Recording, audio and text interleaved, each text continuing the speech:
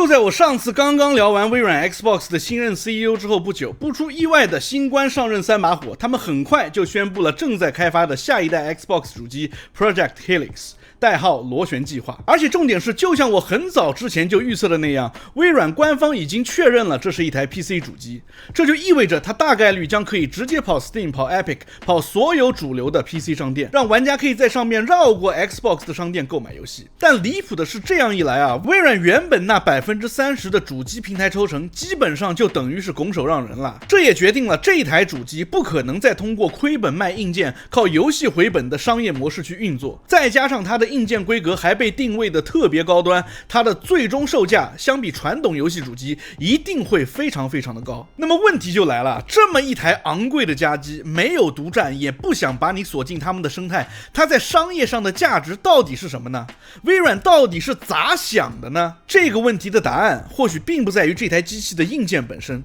而是在將與它一同推出的微軟專為遊戲定制的 Windows 操作系統上。隨着 PC 遊戲市場的崛起， Steam 這個 PC 遊戲界的一哥，如今也把目光投向了客廳。你會發現 Steam 主機和 Xbox 的螺旋計劃在定位上其實高度的重合，他們好像似乎都有意圖要推廣自家的通用遊戲操作系統。在我看來啊，微軟這種看似不符合商業邏輯的奇怪舉動，似乎並不是為了獲利，而是他覺得自己不能在 PC 主機的這個領域什麼都沒有。所以今天的這期節目，我想聊聊 Xbox 為什麼不賺錢也要親手打破自家主機的封閉生態，以及下一代 Xbox 在戰略上到底是怎麼看待 Steam 主機或者說 Steam OS 這個對手的。大家好，歡迎來到頻道，我是老九。之前我還擔心微軟過度轉型雲遊戲，把一切遊戲全部都變成訂閱服務的這種賽博朋克式的劇情會照進現實，但是現在看來 Xbox 似乎已經轉向了。Xbox 的前總裁薩爾邦德的離職，以及 This is an Xbox 營銷的徹底下線，就是這套戰略已經被微軟踩下剎車的最直接信號。換帥之後 CFO Amy Hood 的那個30%的硬件指標可能也鬆綁了。在這裡我不是說微軟就完全放棄了他們的訂閱制雲遊戲的那個願景啊，而是微軟在進行了一段時間的嘗試之後，自己也發現自己似乎有些操之過急了。他們原本的目標是擁有全球超過1億的 XGP 訂閱用戶，但最終也只做到了3500萬。而且更要命的是，說不定還沒等微軟把雲遊戲訂閱制給普及開來， SteamOS 就已經把他的老家 Windows 給偷了。Xbox 在主機上輸給索尼也就罷了，現在做個全平台發行商，加上 XGP 訂閱，其實多少也是還能掙點錢的。看看微軟發行的遊戲在 PS 上的銷量，你就知道了。況且微軟母公司本身也是財大氣粗，跟索尼也不是一個量級的。但是 Steam Machine 這台 PC 主機，或者說裡面更重要的 SteamOS 系統，可以說是微軟必須要正面硬剛的對象，因為它直接威脅到了微軟的 Windows 生態。為什麼這麼說呢？這就要從 PC 遊戲的崛起說起了。現在遊戲市場上的信號已經很明顯了。我們先來說說整體遊戲玩家的趨勢啊。如果單看玩家數量， PC 其實一直都是壓着主機打的。即使 PC 的 Windows 系統再折騰，再不夠傻瓜，它的玩家基數始終沒有動搖，始終都是要比主機玩家要多的。但是在很長一段時間裡，真正賺錢的卻還是主機。不過這種局面已經開始發生轉變了， PC 遊戲的收入正在逐漸的追平主機，甚至在部分市場實現了反超。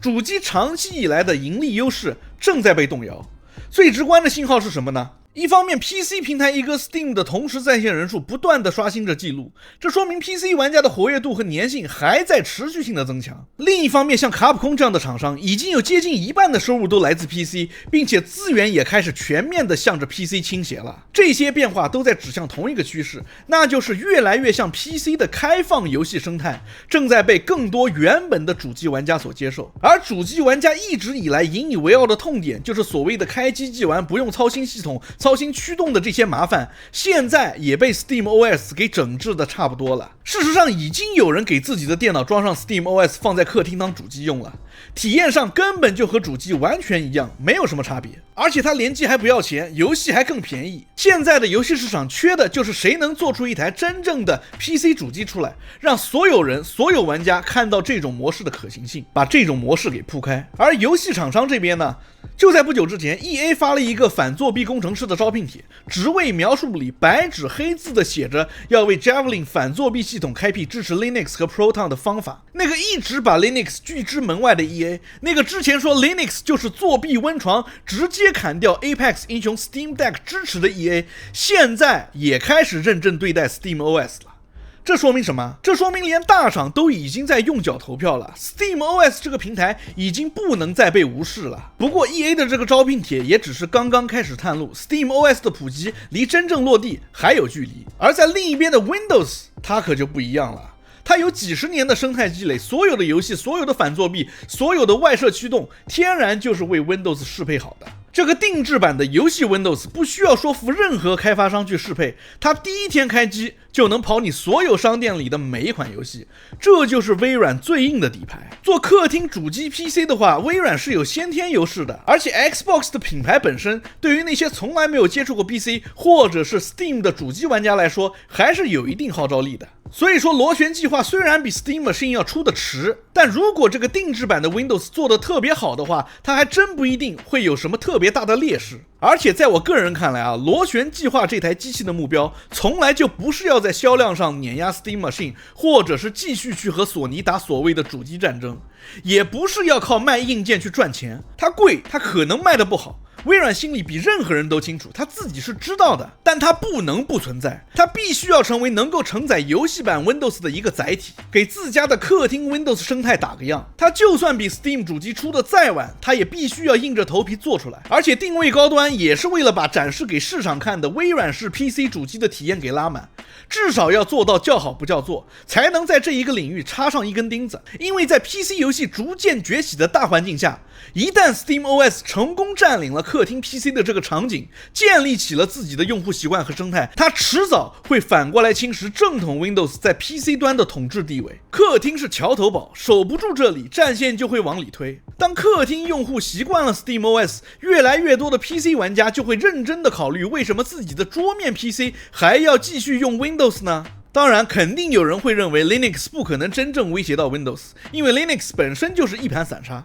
這個觀點並非毫無道理。在過去 ，Linux 確實存在大量不同的發行版本，高度定制化是其鮮明的特色，但同時也構成了重要的制約因素。由於缺乏統一的平台標準，第三方廠商在適配時往往面臨更高的開發和測試成本，這在一定程度上阻礙了軟件生態的快速發展，也讓普通用戶望而卻步，形成了一定程度的惡性循環。然而這種情況已經顯著改善了，如今跨發行版打包的解決方案大幅降低了適配的難度，使得開發者可以一次打包多平台運行，不需要再為每一個發行版單獨維護版本了。而 Steam OS 所做的事情恰恰是在進一步打破這一循環，它並沒有與其他 Linux 發行版直接競爭，而是依托遊戲玩家這一龐大的用戶群體，在 Linux 生態中強行開闢出一塊高度標準化的領地。當足夠多的玩家都跑在同一個版本的Linux aka Steam OS 上的時候，軟件廠商就更有去適配的理由了。一開始是遊戲，然後是遊戲的周邊軟件，最後是更多的個人以及專業應用。這個過程也許不會很快，但方向是非常清晰的。面向企業的商用軟件，我不敢多說，那條路太長太複雜。但對於普通的個人用戶來說， Steam OS 在未來一定會成為個人電腦操作系統的安裝選項之一。不是因為它比 Windows 更強，而是因為它已經足夠好，足夠用，而且它還不收你的錢，不推送你不想要的更新，不會像 Win11 一樣把你的桌面當成廣告位，而這就是微軟坐不住的真實原因。微軟想要做的是用下一代 Xbox 證明遊戲版 Windows 能做到 Steam OS 做到的一切，同時還能做到 Steam OS 做不到的一切。螺旋計劃賣多少台是其次，但是微軟絕對不能允許自己在客廳 PC 的這個領域什麼都沒有。這個領域必須要多一個遊戲版 Windows 的安裝選項，即使它用於打樣的初代硬件可能並不會大賣。可以說，微軟這次要推出的 PC 主機，它想做的不是攻城略地，而是穩穩地接住 Steam OS 的進攻。它打的是一場防守戰，它可以輸，但是不能丟了這片陣地。因為只要不退出主機市场，前面我提到的它的那些先天優勢還是有的。遊戲版 Windows 做得足夠好的話，確實還是很有潛力的。怕就怕我們的軟子啊，又在關鍵時刻掉鏈子。掉什麼鏈子呢？掉 AI 的鏈子。微軟這幾年在 AI 上砸了多少錢，不用我多說吧。而他們現在正在做的這台機器，定位又是搭載定制版的 Windows， 打通所有 PC 生態的客廳 PC。这玩意兒要是到最後變成了一個 AI 功能的展示台，我真的一點都不會驚訝。加上他們的新任 CEO 就是來自微軟的 Core AI 部門的，所以這種擔憂不是空穴來風。之前我聊 Xbox 換 CEO 那期視頻裡就提到過 ，Xbox 之父有個說法，他說他最害怕的就是 Xbox 變成 AI 的容器，變成一台用來展示 Copilot 和各種 AI 功能的硬件殼子，遊戲只是順帶的。你看微軟現在的尿性，真的很難說它能管住自己的手啊。而且這已經不是第一次了，在 Xbox 360那個年代，微軟的主機業務真的是做出了很大的名堂。光環、戰爭機器這些遊戲的名聲打出去了，獨佔陣容穩住了，玩家社區也立起來了。可結果呢？等到 Xbox One 登場，他們就急不可耐的往裡面塞了一整套的電視功能，還有什麼捆綁 Connect 銷售、語音控制台這些不拉不拉，把一台遊戲主機搞得像一台機頂盒。發布會上，遊戲只佔了一小部分，剩下的全部都是所謂的看現場直播、換電視頻道這種和遊戲玩家毫無關係的演示。結果就是被索尼的 PS4 打了個落花流水，口碑直接崩掉。後來 Phil Spencer 擔任 CEO 之後，花了好幾年的時間才慢慢恢復，而且還沒有完全修好。現在在 AI 的大潮下，這個邏輯幾乎是一模一樣的。螺旋計劃真正的戰略價值在於用遊戲版的 Windows 守住客廳這個橋頭堡，證明自家的生態不比 SteamOS 差。但是微軟在 AI 上投了這麼多的錢，它真的能克制住自己不往裡面加 AI 的料嗎？還是說最終這台機器的發布會上有一半的演示時間都是在給你展示所謂的 AI 幫你生成遊戲攻略，遊戲中召喚 AI 隊友這種玩家不想要的功能呢？如果真的是那樣的話，這台機器可能從第一天起它就已經輸了，因為那些會選擇螺旋計劃的用戶要的一定是一台能夠開機就打遊戲、不折騰、體驗乾淨的客廳 PC， 他們不是來體驗微軟 AI 布局的小白鼠。SteamOS 受歡迎有一條很重要的原因，就是它不廢話，它就是個純粹的遊戲系統。微軟要是在這個問題上搞錯了受眾，那再好的戰略也是白搭。所以說下一代 Xbox 走 PC 主機的這步棋，我本身是認可的，方向是對的。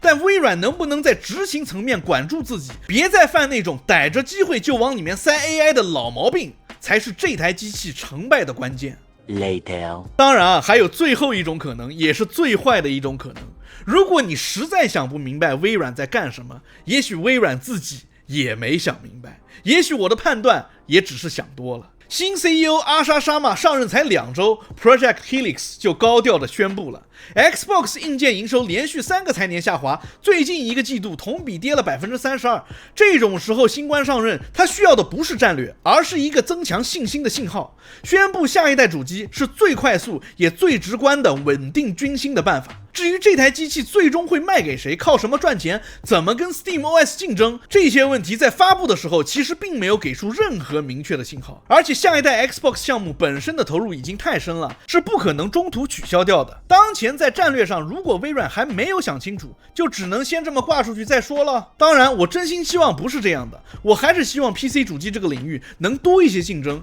多一個能跟 Steam 掰手腕的選手。對於玩家來說，這總歸是一件好事。但願微軟能夠真的想清楚，別讓下一台 Xbox 變成 Xbox 歷史上最貴也是最後一次作秀。Anyways， 歡迎收看我頻道，感謝大家的陪伴。如果你有對螺旋計劃的看法，歡迎在評論區分享，也別忘了訂閱、關注、點讚、收藏。我們下期見 ，Peace。這特好 I don't give a damn。我天，我覺得我是幫你省了100万，天哪，特好特好。你看，你自己看。